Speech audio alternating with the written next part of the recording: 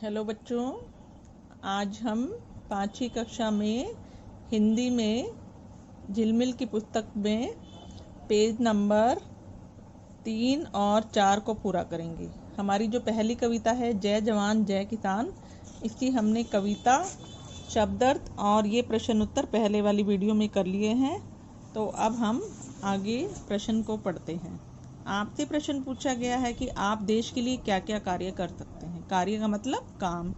तो आप देश के लिए क्या क्या काम करेंगे, सोचिए। तो आप छोटे बच्चे हैं, नन्हे बच्चे हैं, तो आप जब अब आप 5वीं तक आ चुके हैं तो 4वीं तक का आपको काम आता है, पढ़ाई आती है, आपको पढ़ना भी आ गया, तो आप अपने छोटे भाई बहनों को भी पढ़ा सकते हैं ना। तो आप ये लिख सकते हैं कि मैं अपने से छोटे बच्चों को शिक्षा का अवसर प्रदान कर सकता हूँ, लिख सकते हैं ना। और क्या कर सकते हैं, आप समाज सेवा के कार्य भी कर सकते हैं, छोटे छोटे, जहाँ आपकी जरूरत पड़े। तो आप यहाँ पर ये लिख सकते हैं, देखिए मैंने क्या लिखा है, जिन बच्चों को शिक्षा का अवसर नहीं मिलता मैं उन्हें पढ़ा सकती हूँ और समाज सेवा के कार्यों में योगदान कर सकती हूँ। ठीक है, अगर आप और कोई कार्य कर सकते हैं तो वो भी आप यहाँ पर लिख सकते हैं। ये आपको समझ में आ गया ये वाला प्रश्न। उसके बाद अगला प्रश्न है, जवान और किसान के अतिरिक्त आप किस किस को प्रणाम करते हैं। प्रणाम क्या होता है, नमस्ते करना। आप सुबह उठ के अपने मम्मी पापा को नमस्ते करते हैं ना, सभी बच्चे करते हैं, मुझे लगता है सभी बच्चे, कोई भी ऐसा नहीं है जो नमस्ते ना करता हो। तो आप ये देखिए, उनके अलावा आप अपने से सभी बड़ों को, जो आपके दादा दादी हैं, ताऊ ताई हैं, चाचा चाची हैं, और भी हैं जो आपकी गली में, आप सबको नमस्ते करते हैं, अपने अध्यापकों को भी नमस्ते करते हैं। तो आप ये लिख सकते हैं कि मैं अपने माता पिता तथा अपने से सभी बड़ों को प्रणाम करता हूँ या करती हूँ। ठीक है, उसके बाद देखिए अगला प्रश्न क्या है। आपने अपने देश के बारे में कोई कविता जरूर कभी ना कभी सुनी भी होगी या पढ़ी होगी। तो उस कविता की कुछ पंक्तियाँ लिखनी है, अपनी लाइनें लिखनी है, जो भी आपको कविता आती है। जरूरी नहीं है जो मैंने यहाँ लिखी है वही लिखनी है। इसके अलावा अगर आपको कोई भी कविता आती है तो जो भी आपको याद हो वो भी आप यहाँ पर लिख सकते हैं। मैंने कौन सी लिखी है, तो पढ़े हम इसको।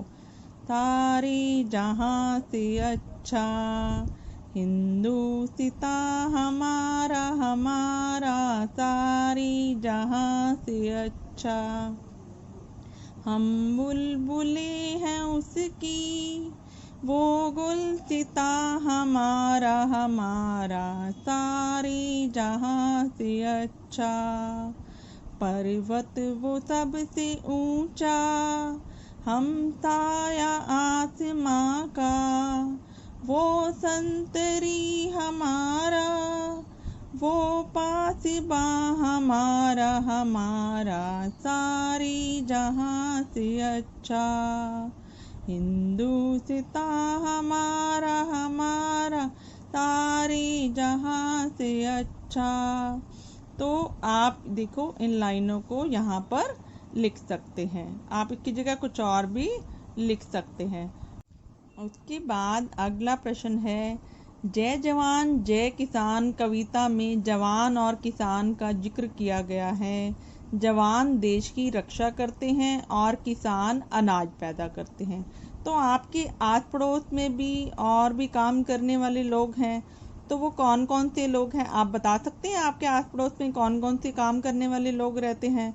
ये देखिए मैंने लिखा हुआ है, आपके पड़ोस में लुहार भी रहता होगा, सुनार भी होगा, कुम्हार भी, डॉक्टर, अध्यापक, हर तरह के लोग रहते हैं। तो जो भी जिस तरह के लोग रहते हैं, जो उनका व्यवसाय है, वो आप यहाँ पर लिख सकते हैं। इसके अलावा और भी कोई रहता है तो वो भी आप यहाँ पर लिख सकते हैं। मैंने लिखा है मेरे पड़ोस में लुहार, सुनार, कुम्हार, डॉक्टर और अध्यापक रहते हैं। ठीक है, अगला प्रश्न, आप अपने साथी से या अध्यापक के साथ रक्तदान के बारे में चर्चा करें। अब रक्तदान क्या होता है, रक्तदान होता है खून का दान करना, और इसका दूसरा नाम है महादान। क्या नाम है इसका, महादान। तो ये रक्तदान क्या होता है, आपने सुना होगा आपके आस पड़ोस में कैंप लगता है और लिखा होता है ब्लड डोनेट कैंप, रक्तदान लिखा होता है ना, हिंदी में रक्तदान लिखता होता है और इंग्लिश में ब्लड डोनेट कैंप लिखा होता है। तो उस कैंप में क्या होता है, हम अपने ब्लड को डोनेट करते हैं, दान करते हैं। और ये किन के लिए होता है, जो बीमार लोग होते हैं और उनको जिनको खून की ज़रूरत होती है उनके लिए हम अपने रक्त का दान करते हैं। तो ये भी प्रश्न आपको समझ में आ गया होगा। उसके बाद अगला प्रश्न है, डरा नहीं सकी जिसे वे दंदनाती गोलियां, गोलियों की आवाज़ को दंदनाना कहते हैं। तो इनकी आवाज़ को क्या कहते हैं? अब देखिए, गोलियों की आवाज़ को क्या बोलते हैं? गोलियों की आवाज़ सुनी हुई है आपने? कैसी आवाज़ आती है? दन दन दन दन आवाज़ आती है ना, तो दंदनाना बोलते हैं इसको। फिर गोलियां चलने की आवाज़ ये दे रखा है, दन दन दंदनाना। पत्तों की आवाज़ भी आपने सुनी हुई है, जब बहुत तेज हवा चलती है, आंधी आती है, पत्ते कितनी आवाज़ करते हैं, मरमर की आवाज़ आती है। मरमर और मरमराना क्या होता है? ये मरमर या मरमराना कहलाता है। आवाज़ आपने सुनी हुई है उसकी। बादलों की आवाज़ भी सुनी है आपने, गरजने की। बादल कौन सी आवाज़ निकालते हैं? गड़गड़ गड़गड़ आवाज़ आती है ना, तो गड़गड़ का क्या बना? गड़गड़ाना। क्या बना? गड़गड़ाना। पक्षी की आवाज़ भी सुनी हुई है। पंखों की आवाज़, जो पक्षी के जो पंख होते हैं वो कैसी आवाज़? फटफट की आवाज़ आती है उनकी, फट फट फट। सुनी है आपने? अगर नहीं सुनी तो आप सुन के देखना, तो आपको बिल्कुल ऐसा लगेगा फटफट की आवाज़ निकल रही है। फटफट का क्या बनेगा? फड़फड़ाना। क्या बनेगा? फड़फड़ाना। और घोड़े की आवाज़ कैसी होती है? हिन हिन की आवाज़ आती है। और आपने सुनी है, मैंने आपको बताया भी था, और अपने फ़ोन में आपको इसकी आवाज़ भी सुनवाई थी। तो घोड़े की आवाज़ कौन सी होती है? हिन हिन। और हिन हिन का क्या बनता है? हिन हिनाना। क्या बनता है? हिन हिनाना।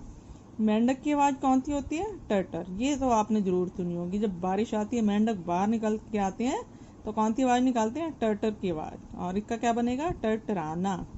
मक्खी की आवाज़, मक्खी बड़ी भी भी भी करती रहती है ना, बिन बिन सी आवाज़ आती रहती है, इसकी भी आवाज़ आपने सुनी है अपने घरों में। तो बिन बिन का क्या बनेगा? बिन बिनाना। क्या बनेगा? बिन बिनाना। अब हम अगले पेज पे करते हैं।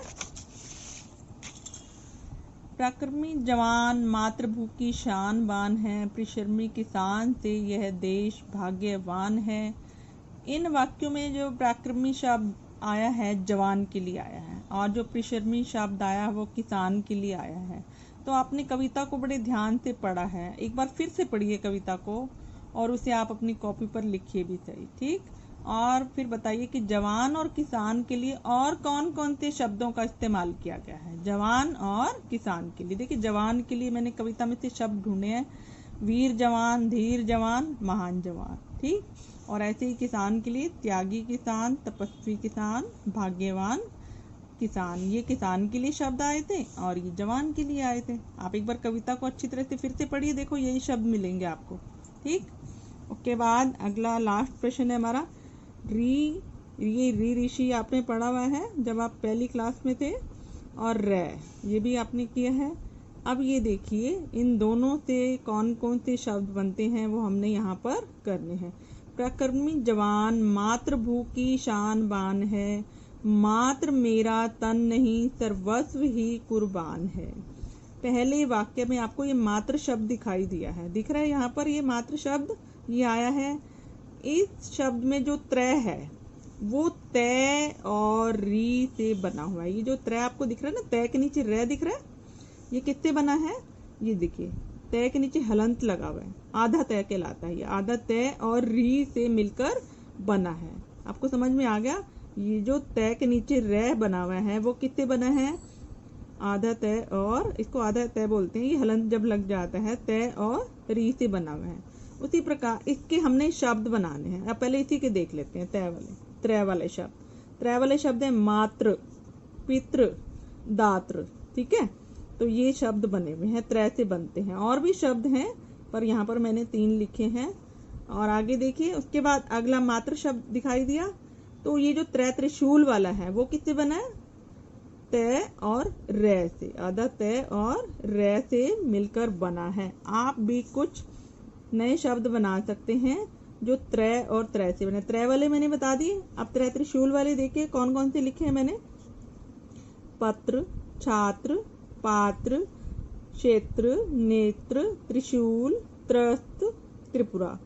तो मैंने ये कुछ शब्द लिखे हैं जो त्रय से बनते हैं। और भी बहुत सारे शब्द हैं, अगर आपको कहीं नजर आते हैं तो वो भी आप यहाँ पर लिख सकते हैं। तो बच्चों ये पहला पार्ट हमारा जो है पहला यहीं पर ही पूरा हो गया। तो इस वीडियो को फिर से देखिए, पढ़िए और समझिए। जो भी कोई भी प्रश्न इसमें मुश्किल नहीं है, सब आसान है। बार बार आप अभ्यास करेंगे तो ये आपको बहुत अच्छी तरह से आ जाएंगे। तो ठीक है बच्चों, अगली वीडियो में अगले पार्ट को अच्छी तरह से समझाऊंगी। तब तक के लिए बाय बाय।